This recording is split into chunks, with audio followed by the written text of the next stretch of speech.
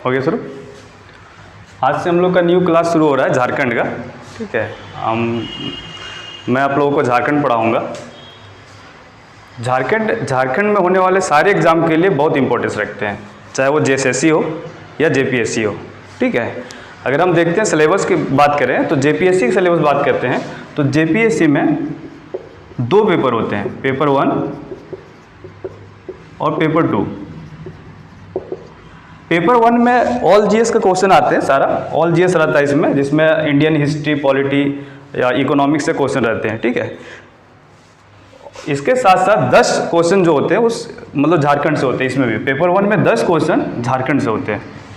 Paper 2 की बात करें तो पेपर 2 फुल्ली 100 क्वेश्चन झारखंड से ही होते हैं। मतलब आप समझ सकते हैं कि प्री क्वालिफाई करने के लिए जेपीएससी का झारखंड कितना इंपॉर्टेंस रखता है। मतलब 200 क्वेश्चन में से 110 क्वेश्चन सिर्फ झारखंड से है।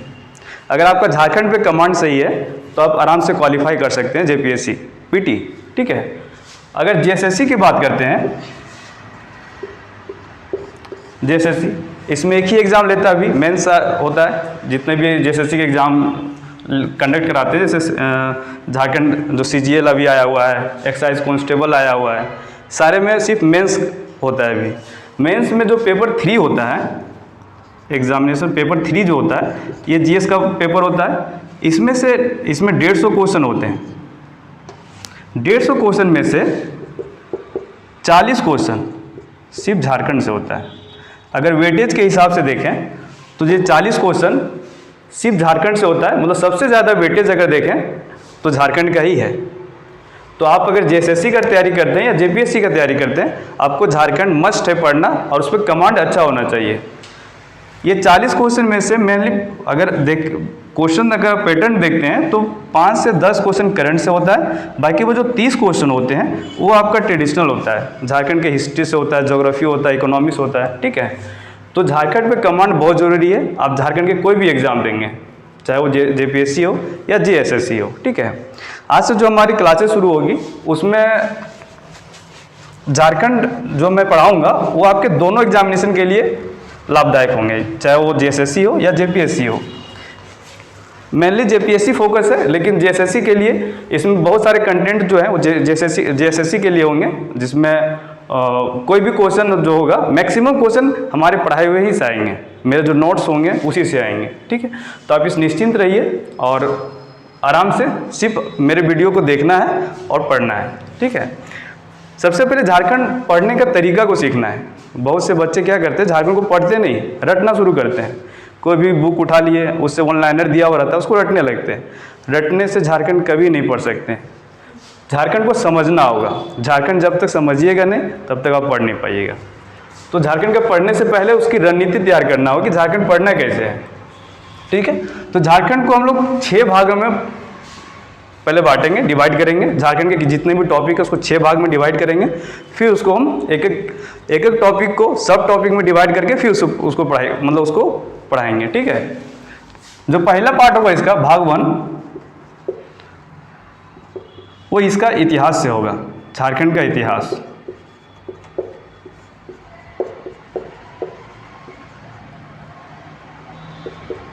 ठीक है, झारखंड के इतिहास की बात करें, ठीक है, तो इसमें हम लोग क्या क्या पढ़ेंगे। पहला तो शासन व्यवस्था को पढ़ेंगे। जनजातीय शासन व्यवस्था जो है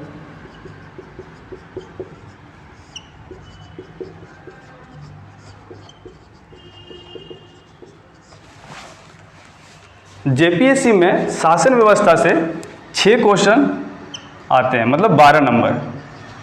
और जेएसएससी की बात करें तो जेएसएससी से 1 क्वेश्चन या 2 क्वेश्चन झारखंड की जो शासन व्यवस्था उससे पूछा जाता है। ठीक है, जिसमें मेनली हम लोग जो पढ़ेंगे, पहला जो होगा मुंडा, उराव, संथाली, हो, खड़िया और नागवंशी। ये 6 जनजातीय समुदाय है। इनका डिटेल से शासन व्यवस्था को पढ़ेंगे, इनके कल्चर को पढ़ेंगे। बाकी बात इसके अलावा 32 जनजाति पूरा झारखंड में पाए जाते हैं, 32 जनजातीय समुदाय पाए जाते हैं। इसमें से 6 को डिटेल से पढ़ेंगे क्योंकि ज़्यादातर क्वेश्चन यही 6 जनजातियों में से होते हैं। बाकी बचे 26 जनजातीय समुदाय, इसको हम लोग इसको भी पढ़ेंगे लेकिन उतनी डिटेल से उसको नहीं पढ़ेंगे, ठीक है। दूसरा जो इसका भाग होगा, पहला भाग तो जनजातीय शासन व्यवस्था को पढ़ेंगे। दूसरा प्राचीन काल में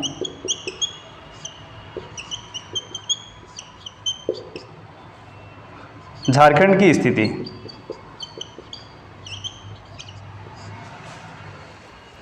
तीसरा जो इसका पार्ट होगा हिस्ट्री का, वो होगा मध्यकाल में झारखंड।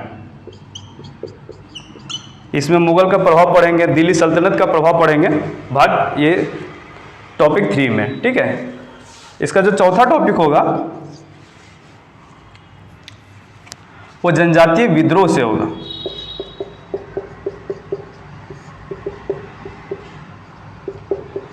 हम लोग जानते हैं कि अंग्रेज के आगमन के बाद से ही झारखंड में बहुत सारे जनजातीय विद्रोह होने शुरू हो गए थे, 1767 ईस्वी से ही।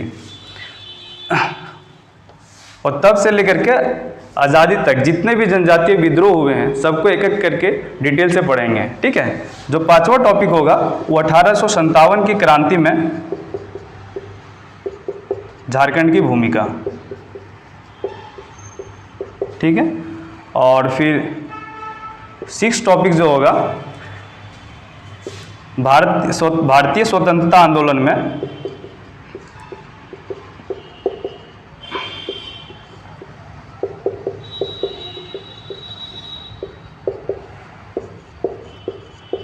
झारखंड की भूमिका, ठीक है। इसमें हम लोग गांधी के प्रभाव को देखेंगे, फिर विभिन्न जो राष्ट्रीय आंदोलन चले थे, जैसे असहयोग आंदोलन चला था, फिर ये नमक सत्याग्रह चला था, भारत छोड़ो आंदोलन चला था। इसमें झारखंड ने भी बढ़ चढ़ के हिस्सा लिया हुआ था। इसको हम लोग पूरा डिटेल में पढ़ेंगे, ठीक है। तो ये इतिहास का पार्ट हो जाता है। इसके अलावा अगर कुछ छूट जाता है तो उसको हम लोग आगे देखेंगे, ठीक है। जैसे झारखंड के नामकरण को लेकर के विभिन्न ग्रंथों या फिर विभिन्न जगहों पे देखते हैं कि झारखंड का अलग अलग नाम का उल्लेख होता है, तो सब चीज़ को हम लोग देखेंगे अदर में, ठीक है। ये जो होगा पहला भाग होगा, ये भाग 1 होगा पढ़ने का। दूसरा जो भाग होगा झारखंड का,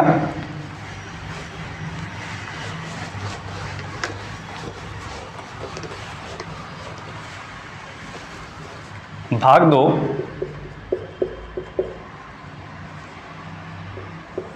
ये झारखंड का भूगोल होगा।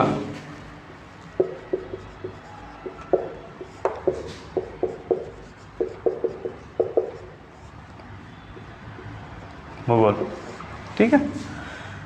इसमें जो टॉपिक हम लोग देखने वाले हैं, इसमें जो पहला टॉपिक होगा झारखंड की उत्पत्ति।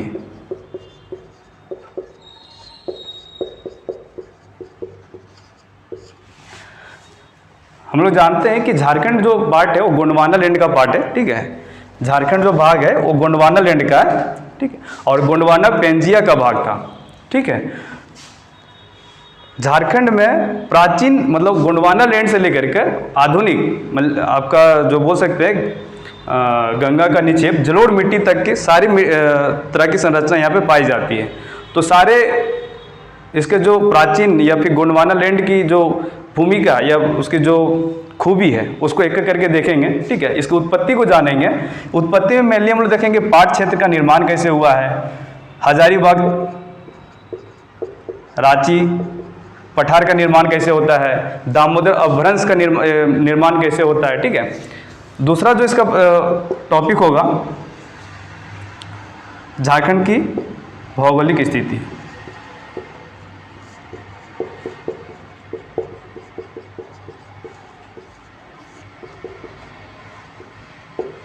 ठीक है।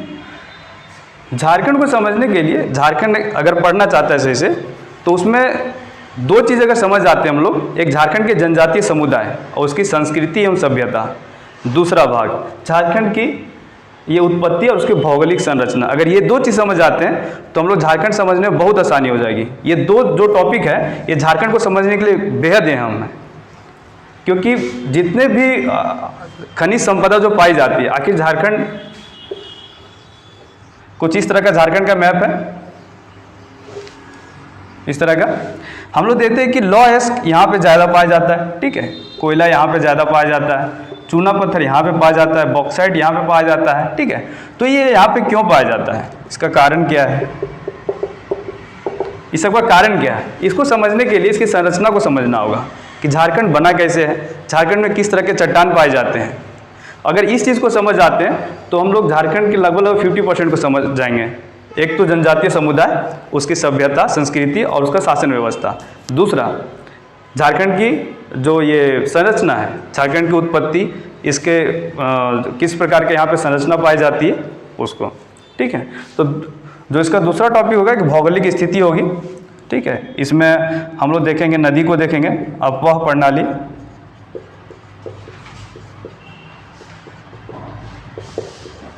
ठीक है। दूसरा देखेंगे पर्वत एवं पहाड़, तीसरा वन, चौथा देखेंगे झरना या फिर जलप्रपात,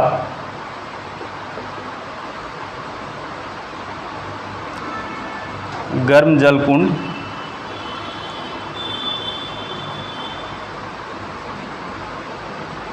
ठीक है।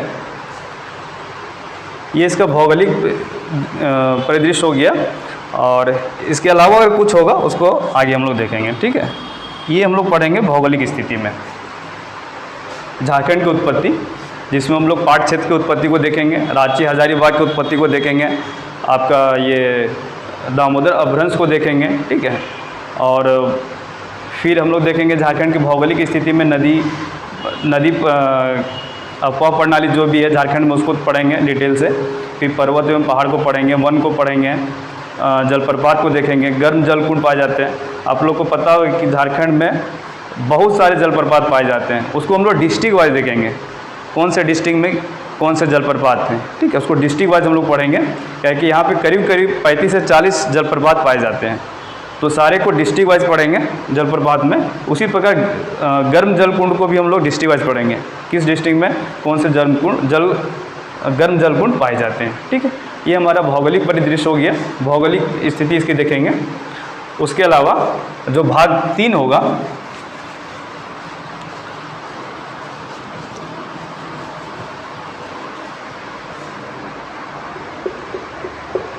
भाग 3 ये झारखंड की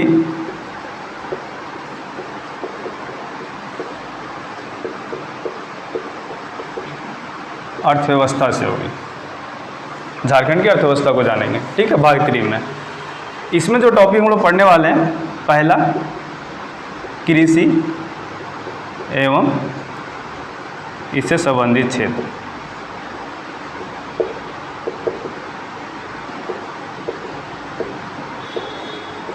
कृषि में हम लोग मृदा को पढ़ेंगे, किस प्रकार की मृदा पाई जाती है उसमें। जैसे हम लोग देखते हैं कि यहाँ पे 6 प्रकार की मृदा पाई जाती है, ठीक है। उस मृदा में किस प्रकार के अनाज उपजाए जाते हैं, उसमें कौन से न्यूट्रिशन की कमी है, क्या क्या कमी है, उसमें क्या अधिकता है, ठीक है। ये सब सारी चीज़ों को देखेंगे। फिर किस क्षेत्र में किसका उत्पादन ज़्यादा होता है, जैसे चावल का उत्पादन कहाँ ज़्यादा होता है, गेहूं का उत्पादन कहाँ ज़्यादा होता है, दलहन का कहाँ होता है, तिलहन का कहाँ उत्पादन ज़्यादा होता है, ठीक है। इस सारे चीज़ों को हम लोग डिटेल से देखेंगे कृषि क्षेत्र में। और इससे संबंधित क्षेत्र मतलब पशुपालन हो गया, मत्स्य पालन हो गया। अभी मत्स्य पालन में झारखंड काफ़ी उन्नति कर रहा है, ठीक है। तो वो सब सारी चीज़ों को देखेंगे। साथ साथ मत्स्य पालन से संबंधित कुछ योजनाओं को भी देखेंगे हम लोग यहाँ पर, और कृषि से संबंधित कुछ योजनाओं को भी यहाँ पर हम लोग पढ़ेंगे। जिसका पहला टॉपिक होगा। दूसरा टॉपिक होगा खनिज एवं उद्योग। झारखंड में करीब करीब 32 खनिज पाए जाते हैं, 32 प्रकार के खनिज पाए जाते हैं, ठीक है।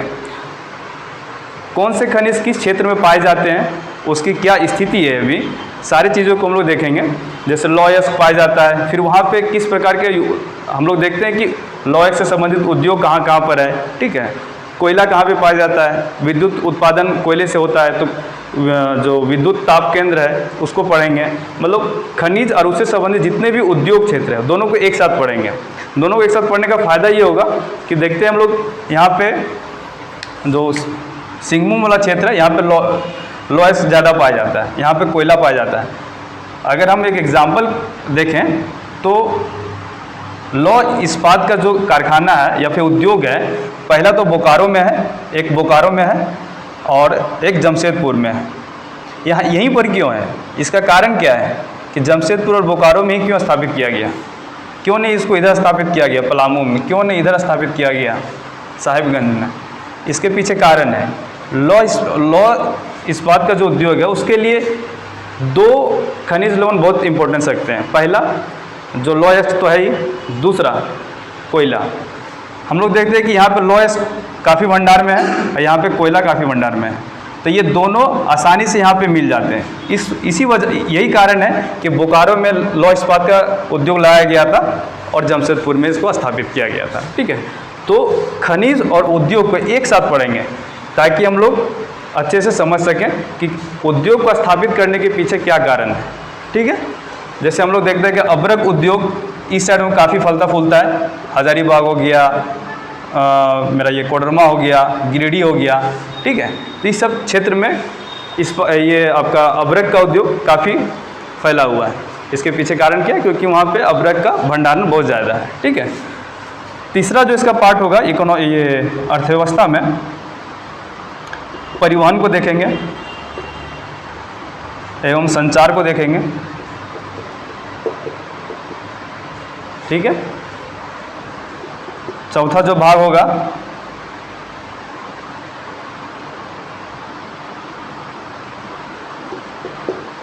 जनांकीय परिदृश्य को देखेंगे,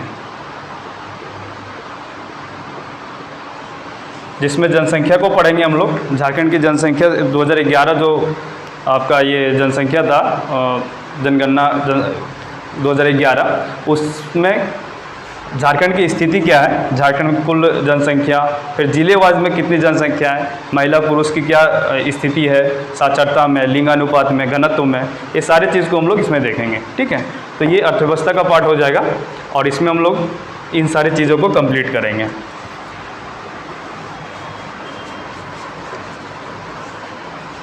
अब इसका भाग आता है 4, भाग 4। भाग 4 में हम लोग झारखंड की राजनीतिक व्यवस्था को देखेंगे।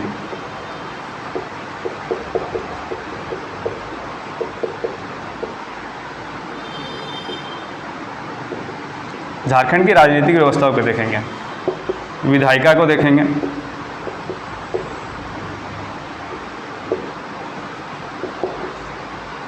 कार्यपालिका को देखेंगे और न्यायपालिका को देखेंगे।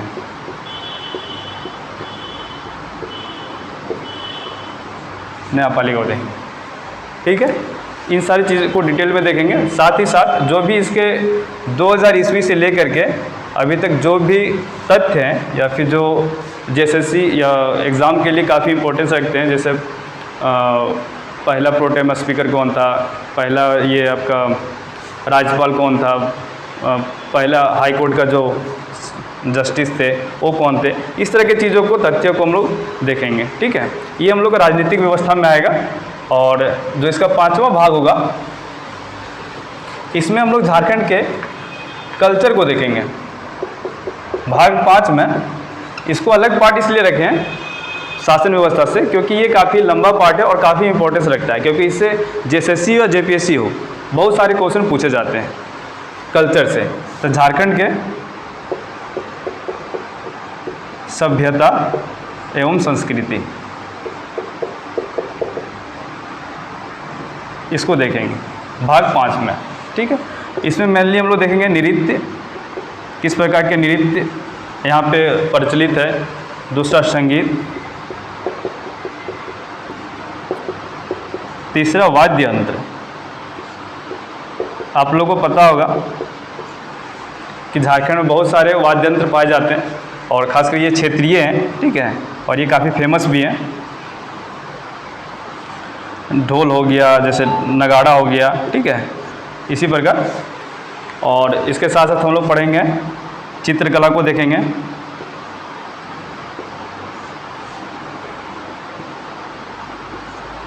चित्रकला में देखेंगे हम लोग जादू पेटिया हो गया, फिर आपका सोहराय चित्रकला हो गया, फिर कोहबर हो गया। ये सब सारी चीज़ों को हम लोग डिटेल से पढ़ेंगे। साथ ही धातु कला को भी देखेंगे। ठीक है। इसके साथ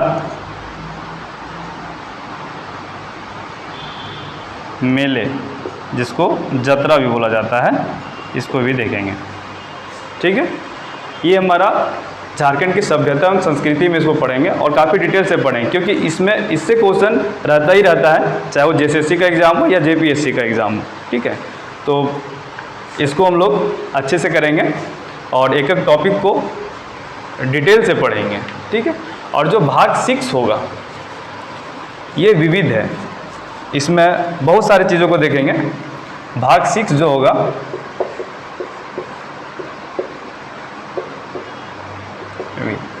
इसमें सबसे पहले देखेंगे आपदा प्रबंधन को।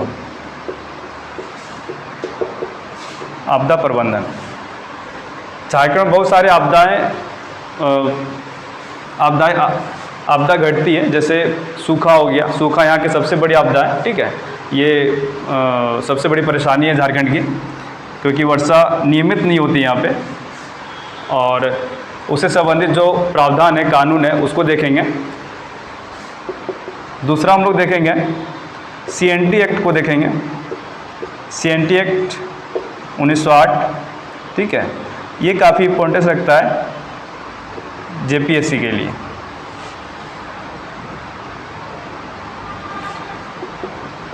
तीसरा हो गया SPT एक्ट, संथाल परगना काश्तकारी कानून। ये भी रखता है जेपीएससी के लिए काफ़ी इम्पोर्टेंस, क्योंकि ये दोनों से 10 क्वेश्चन रहते हैं, 8 क्वेश्चन ये दोनों से। जेएसएससी की बात करें तो कभी कभी एक क्वेश्चन इससे रहता है। जेएसएससी में एक क्वेश्चन CNT या SPT किसी से एक क्वेश्चन पूछ सकता है, या पूछता भी है कभी कभी, क्योंकि ये भी ग्रेजुएशन लेवल का, जैसे CGL हो गया, और CGL जैसे लेवल में इसमें पूछ सकता है, क्योंकि ये ग्रेजुएशन लेवल का एग्ज़ाम है, तो CNT और SPT से क्वेश्चन रह सकते हैं। ठीक है। तो ये दोनों कानून को देखेंगे। इसके बाद जो हमारा होगा प्रमुख शिक्षण संस्थान को देखेंगे।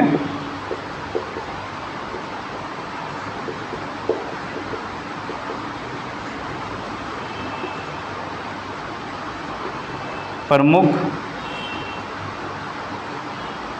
व्यक्तियों के बारे में जानेंगे।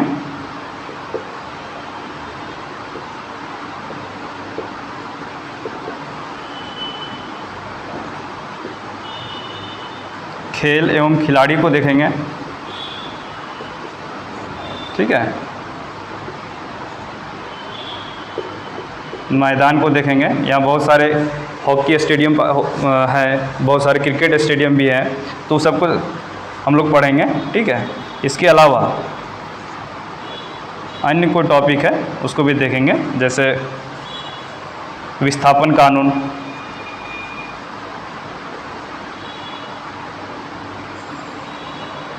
etc। इन सारी चीज़ों को हम लोग देखेंगे। और आपदा प्रबंधन काफ़ी इंपॉर्टेंस रखता है, क्योंकि यहाँ से क्वेश्चन रहते हैं। ठीक है। और ये कोविड-19 के कारण ये हॉट टॉपिक भी है, तो इससे क्वेश्चन तो रहेंगे ही आने वाले जितने भी एग्ज़ाम में, चाहे वो CGL हो या फिर एक्साइज कांस्टेबल हो, या फिर आने वाला जो 11 JPSC उसमें भी। ठीक है। उसके अलावा CNT SPT इसको पढ़ेंगे। इसमें 272 एक्ट, सारे को नहीं पढ़ना है, कुछ ही को पढ़ना है। ठीक है। और उसके साथ SPT को भी पढ़ेंगे, और प्रमुख शिक्षण संस्थानों के हिस्ट्री को जानेंगे, और अभी क्या स्थिति है, कितने सारे कॉलेजेस हैं यहाँ पे, कितने सारे ये आपके ITI कॉलेज है या फिर टेक्निकल इंस्टीट्यूट है, और कितने सारे विश्वविद्यालय हैं, सारे को डिटेल से हम लोग देखेंगे। और प्रमुख व्यक्तियों के बारे में जानेंगे। खेल एवं खिलाड़ी, यहाँ पे किस प्रकार के खेल हैं और उसकी क्या स्थिति है। जैसे हॉकी में झारखंड की अच्छी स्थिति है। ठीक है। वहीं फुटबॉल में काफ़ी दयनीय स्थिति है। तो इन सारी चीज़ों को देखेंगे। फिर बहुत सारे खेल के मैदान यहाँ पे पाए मतलब हैं, जैसे फुटबॉल का मैदान है, फिर आपका हॉकी का स्टेडियम है, क्रिकेट का स्टेडियम है, इन सारी चीज़ों को देखेंगे। ठीक है, और इसके अलावा कुछ और अगर छूट गया होगा उसको हम लोग आगे देखेंगे। तो ये हमारा इंट्रोडक्शन क्लास था, हम लोग क्या पढ़ेंगे। आप लोग हमारे साथ बने रहिए, झारखंड का कोई भी टॉपिक छूटेगा नहीं।